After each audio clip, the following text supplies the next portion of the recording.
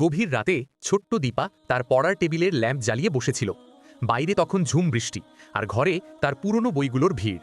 তার স্বপ্ন ছিল সে একজন বড় বিজ্ঞানী হবে, কিন্তু তার পরিবার খুব গরিব। তার মনে প্রায়ই হতাশা আসত। হঠাৎ তার ল্যাম্পটা টিমটিম করে কেঁপে উঠল। দীপা দেখল ল্যাম্পের আলোটা আজ একটু অন্যরকম, যেন আরও উজ্জ্বল। সেই আলোয় টেবিলের ওপর রাখা একটা পুরনো ডায়েরি থেকে একটি পাতা খুলে গেল। সেখানে তার প্রয়াত দাদুর হাতের লেখায় লেখা, আলো কখনো নিভে যায় না, শুধু তার পথ পরিবর্তন করে। তোমার স্বপ্ন তোমার আলো, তাকে ধরে রাখো, সে তোমাকে সঠিক পথ দেখাবে। দীপা অবাক হলো না, সে মনে মনে হাসল। পরদিনই সে একটি স্থানীয় প্রতিযোগিতায় অংশ নিয়েছিল, যার নাম ছিল বিজ্ঞান ভবিষ্যৎ। সে তার দাদুর কথা মনে রেখে সবটুকু দিয়ে লড়ে গেল। ফলাফল যখন বের হলো, দীপার চোখ ভিজে গেল। সে শুধু পুরস্কারই জিতল না, তার গবেষণার জন্য বড় একটি বৃত্তিও পেল। দীপা বুঝল তার স্বপ্ন পূরণের আলোটা আসলে তার নিজের ভেতরেরই ছিল, যা শুধু একটু পথের দিশা খুঁজছিল।